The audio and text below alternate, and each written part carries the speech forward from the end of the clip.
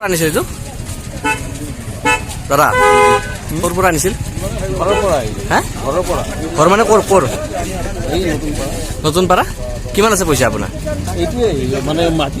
মাটি কিনাৰ কাৰণে হা মাটি কিনাৰ কাৰণে গৈ আছিলোঁ মাটি কিনিব আজি কি নাম আপোনাৰ বিভাস বৰুৱা বিভাস বৰুৱা আচ্ছা কিমান কিমান পইচা আছে এইটো বুলি কৈছে এমাউণ্টটো কওকচোন এমাউণ্টটো ইয়াতে 12.5 লাখ আছে হে 12.5 12.5 লাখ ক'ত মাটি কিনাৰ কথা আজি নতুন পাৰা নতুন পাৰা